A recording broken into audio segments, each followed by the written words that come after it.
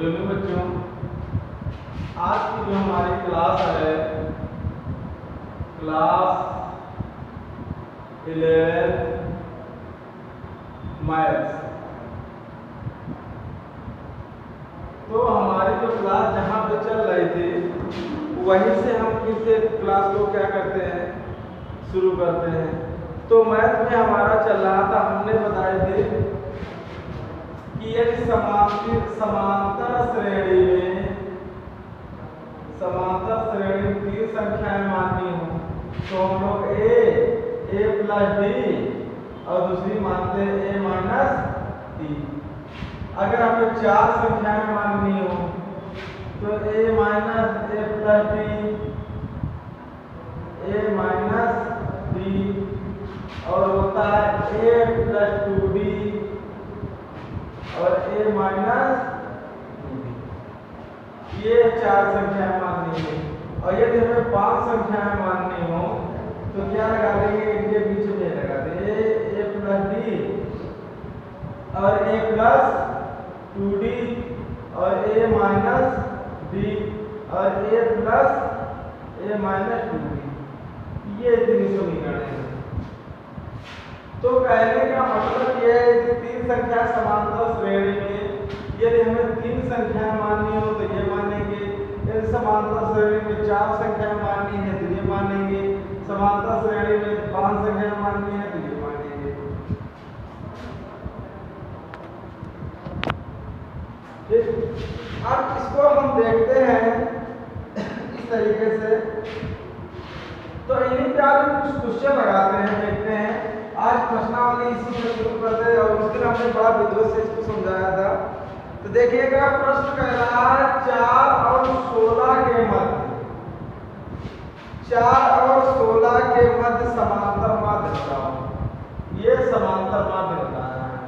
तो समांतर माध्य a बराबर कितना होगा, दोनों संख्याएं जोड़ दीजिए 4 प्लस 16 बटे 2, अर्थात a बराबर कितना आ जाएगा 20 बटे 2, अर्थात कितना आ जाएगा 10। a बराबर कितना आ जाएगा 10, मतलब समांतर माध्य कितना आ गया 10 निकल के आ गया। ये हमारा क्या निकल के आ गया, समांतर माध्य निकल के आ गया। तो इसी प्रकार चाहे जितनी संख्याएं दे, दो संख्याएं दे रहा है उनके मध्य में समांतर माध्य पूछ रहा है तो हम लोग क्या करेंगे, इस तरीके से निकालेंगे। ठीक, और बच्चों इसी प्रकार से आपकी बुक में क्वेश्चन दिए हुए हैं। तो जो भी है इस प्रकार का क्वेश्चन मिले तो उसको हम इस तरीके से लगाएंगे। और इसी के आगे हम लोग चलते हैं, क्वेश्चन को देखिए, लिखते हैं। क्वेश्चन ये कह रहा है कि 28 और 10 के मध्य 11 समांतर माध्य हैं। कह रहा है यदि 28 और 10 के मध्य 11 समांतर माध्य है। 28 और 10 के मध्य कितने समांतर माध्य हैं, 11 समांतर माध्य हैं।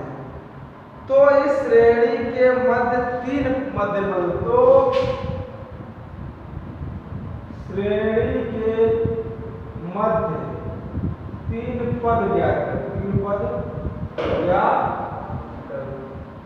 अब ध्यान देना, ये कह रहा है 28 और 10 के मध्य कितने समांतर माध्य हैं, 11।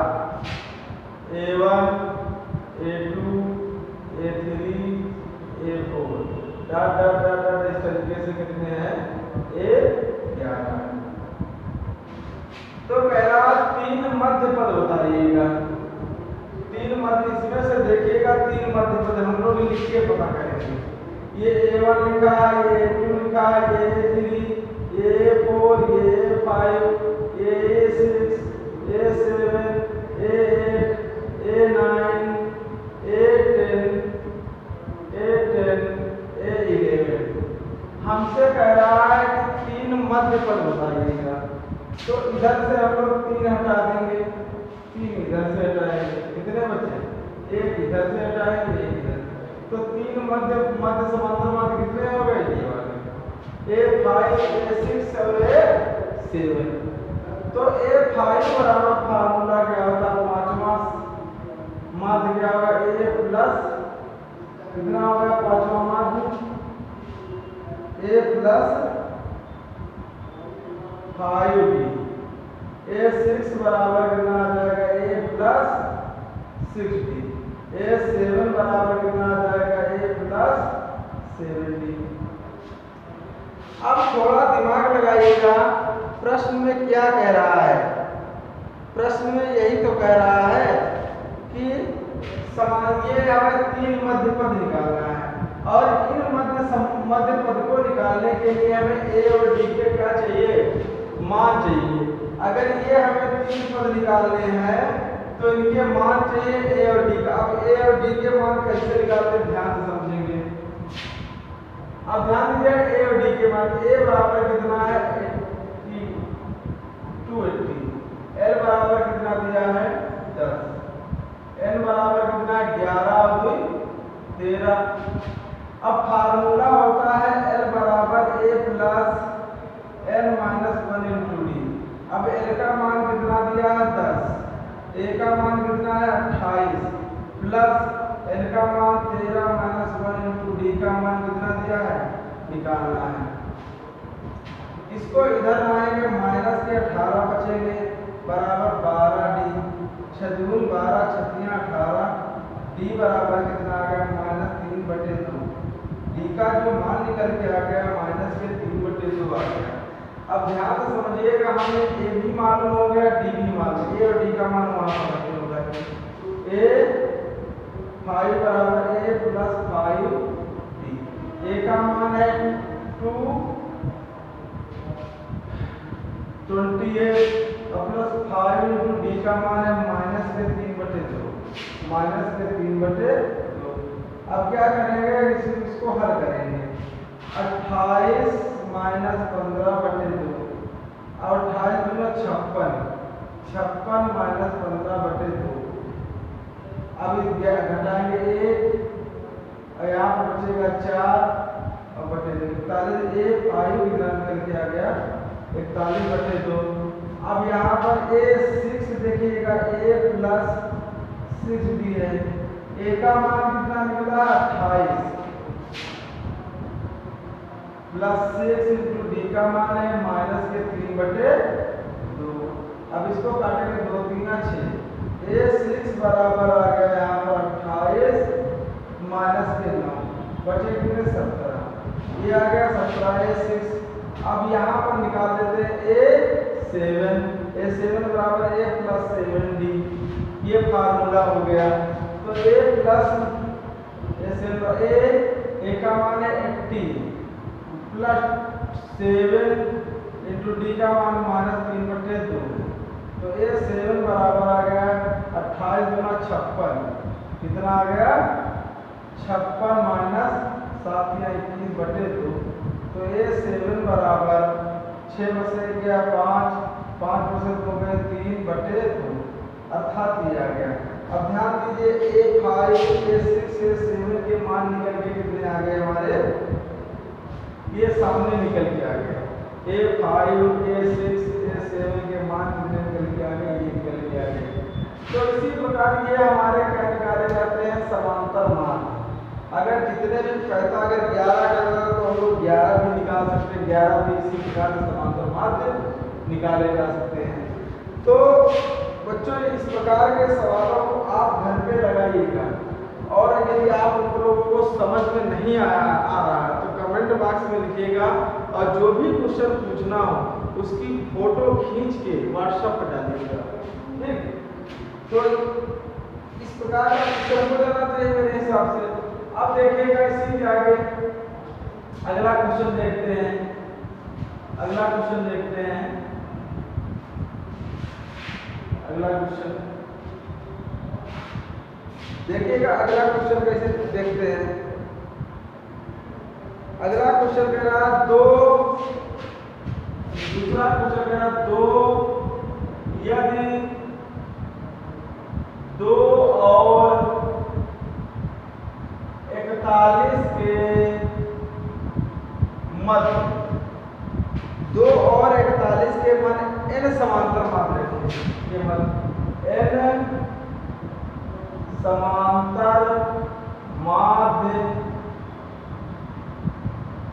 रखे हैं, मतलब 2 और 41 के मध्य n समांतर में रखे हैं, और चौथे माध्य और n-nवें माध्य, चौथे माध्य और n-1वें माध्य, चौथे माध्य n-1वें माध्य के बीच 2:5 का अनुपात है, का अनुपात है। ठीक, अब हमसे कह रहा है तो n का मान बताइएगा, तो n का मान बताओ। अब हम लोग ध्यान समझेंगे प्रश्न को।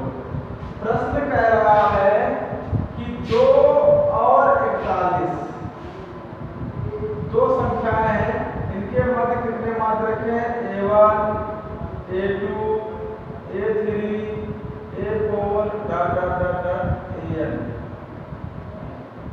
हो गया? n समांतर माध्य रखे हैं। अब उसने कहा है चौथे माध्य और n-1वें माध्य का अनुपात। चौथे माध्य मतलब a4 और n-1वां माध्य कितना हो जाएगा? ये n-वां माध्य है तो n-1वां माध्य कितना हो जाएगा? इसका अनुपात। चौथा माध्य मतलब a4 बटे n-1वां माध्य का अनुपात कह रहा है 2/5। ये अब ध्यान से समझेंगे। चौथा माध्य भी मैंने बताया था a प्लस कितना होता है? a plus 4d। भाई इनकी जगह पर 4 है, 4d हो जाएगा। n-1 a plus n-1 into d बटे 2/5 ये आ गया।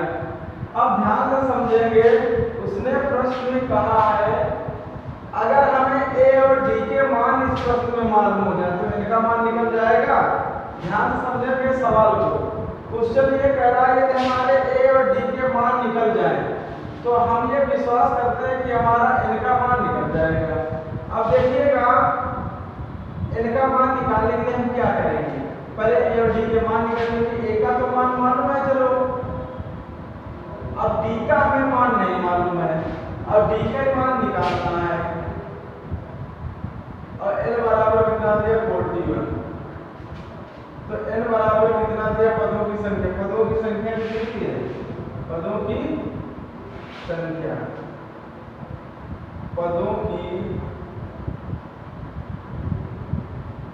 संख्या कितनी है? n plus 2। पदों की संख्या n प्लस 2 होगी। ये तो n पद है और 2 पद ही हो गए, प्लस 2 हो गए। तो n बराबर फार्मूला आता है n बराबर a plus n-1 into d। और l का मान कितना दिया है? 41। तो a का मान 2 है प्लस n का मान कितना है? n plus 2 into d। d का मान तो निकालने। अब इसको घटाएंगे 39 बचेगा, 39 बटे n प्लस बराबर 3। अब देखिए d का मान मालूम है और a का भी मान मालूम है। a और d का मान यहाँ पर रखेंगे। a का मान कितना रख देते हैं? 2। इस समीकरण को ये डालेंगे। a का मान d का मान समीकरण 1 में रखेंगे। अब ध्यान से समझेंगे a प्लस 4d बटे a plus n-1 into d बराबर 2/5। अब a का मान कितना दिया हुआ? 2 प्लस 4 इंटू d। d का मान कितना? 39 बटे n प्लस 2। 39 बटे n प्लस 2 बटे a का मान 2 plus n-1 into d। d का मान कितना है? 39 बटे 2/5। अब ध्यान से समझेंगे, इसको हल करेंगे, इसकी गुणा इधर करेंगे हम लोग। जब इसकी गुणा इधर करेंगे तो 12 + 4 प्लस 4 नामा 36 के 6 यहाँ से लागे 3, 4 × 12 = 15 बटे कितना बचेगा n + 2 और बटे में क्या है, इसकी गुणा इधर करेंगे 2n + 4 प्लस इसकी गुणा 39n - 39 बटे n + 2 बराबर कितना आ गया 2/5। अब n + 2 से n + 2 कैंसिल हो गया कि नहीं। जब ये कैंसिल, इसको हल करते हैं हम लोग, बचता है 12 + 160 बटे इसको घटाए 41n, अब इसमें से इसको घटा देंगे -35 बराबर 2/5। अब ध्यान से समझते हैं, इसकी गुणा 5 दूनी 10 प्लस 16 × 5 = 800 बराबर 41 दूना 82 -70। अब इसको उधर ले जाएंगे, इसको इधर लाएंगे। जब इसको इधर लाएंगे तो 800 में जोड़ेंगे 870 बराबर 10 जोड़ देंगे, कितना हो गया 92। अब n बराबर आ गया 870 बटे 92। नहीं, ये घट जाएगा ना, तो यहाँ 72 बचेगा, कितना आएगा 72।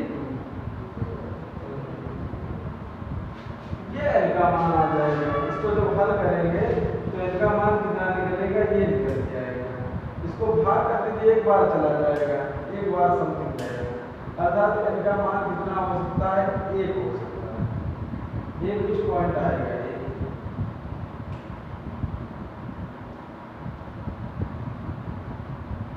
ये 10 के समथिंग चला जाएगा, अर्थात n का मान लगभग कितना होगा,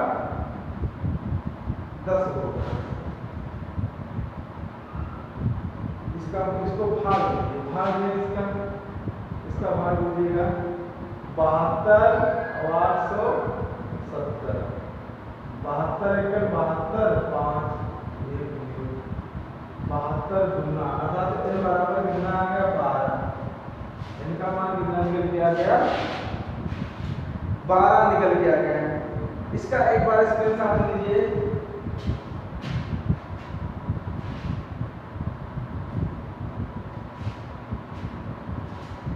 अब इसके बाद हम देखते हैं अगला क्वेश्चन। इसके बाद अगला क्वेश्चन देखते हैं।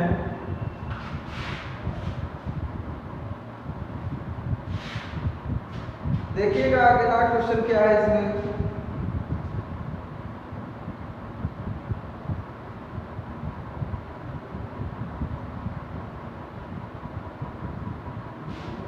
ये दो प्रकार के हमने सवाल बताया किस प्रकार से रखे जाते हैं। अब देखिएगा संख्याओं वाले, कह रहा एक समांतर श्रेणी की 3 संख्याएं। अगला क्वेश्चन कह रहा एक समांतर श्रेणी की 3 संख्याएं। एक समांतर श्रेणी की 3 संख्याओं का योग, 3 संख्याओं का योग कितना दिया हुआ है, 27, 27 और गुणनफल 504 है। दोनों कितना है 504 है। वे संख्याएं ज्ञात कीजिए। तो कह रहा है संख्याएं बताओ, तो संख्याएं बताओ। अब आप लोग ध्यान से समझेगा, क्वेश्चन में कह रहा है एक समांतर श्रेणी की 3 संख्याएं माननी। यदि समांतर श्रेणी की 3 संख्याएं माननी है, 3 संख्याएं, तो अब ध्यान से सुनिएगा 3 संख्याएं कौन कौन सी। पहली है a + d और दूसरी है a - अब कह रहा है इनका योग कह रहा है a minus D plus A plus A plus D, इनका योग 27 है और इनका गुणनफल ये कुछ कट रहा है, काट लिया हमने तो 3a बराबर है 27, a बराबर आ गया 9। अगला आगे कह रहा है इनका गुणनफल कह रहा है अर्थात a minus D into A plus D, कितना दिया है 504। अब ध्यान से समझेंगे a का मान रखेंगे 9 minus D into 9 plus D बराबर 504। ये आ गया 9 पना 54, तो 9 स्क्वायर माइनस डी स्क्वायर बराबर 56। अब ध्यान से समझेंगे 9 का स्क्वायर कितना हो गया 81, अब ये 56 इधर लाएंगे माइनस के 56 बराबर डी स्क्वायर, 11 में 6 के 5, 7 में 5 में 3 बराबर डी स्क्वायर, तो डी बराबर कितना आ जाएगा 5। ए और डी का जो मान निकल गया तो संख्याएं पूछ रहा ना, संख्याएं कौन कौन पहली है a माइनस डी कौन सी, a का मान कितना रखेंगे, a का मान है 9 और माइनस 5, तो 9 माइनस 5 बराबर कितना आ जाएगा 4। a आ रहा है a का मान कितना है 9, अब a प्लस डी तो 9 प्लस 4 बराबर 14 13। तो देखिएगा संख्याएं बन गई 9 5 4 5 9 9 5, जब 5 होगा ना यहाँ पर 5 14 होना चाहिए। अब ध्यान से समझो तो ये तीन संख्याएं क्या, तीन संख्या समांतर श्रेणी में है कि नहीं, तो देख क्रम देखिएगा 9 में कितना जुड़ा 5, 5 में कितना जुड़ा 4 में 5 जुड़ा 9 में 9 में 5 जुड़ा 14 हो गया। अर्थात एक निश्चित क्रम में संख्या जुड़ रही है। जब कोई एक निश्चित क्रम में संख्या जुड़े या कोई निश्चित क्रम में संख्या घटे तो वो श्रेणी क्या कहलाती है, समांतर श्रेणी कहलाती है। संख्याएं तीनों कौन हो गई 4 9 14। तो बच्चों ये आज की क्लास आप लोगों को कैसी लगी है कमेंट बॉक्स में जरूर बताइएगा। अगर ये क्लास आप लोगों को अच्छी लग रही हो तो ज़्यादा से ज़्यादा इस क्लास को अपने दोस्तों के साथ शेयर करिएगा, और जो बच्चे नए हों चैनल को सब्सक्राइब कर लें जिससे आने वाली वीडियो आप लोगों को समय पर मिल सके। आज के लिए इतना ही रखते हैं। जय हिंद।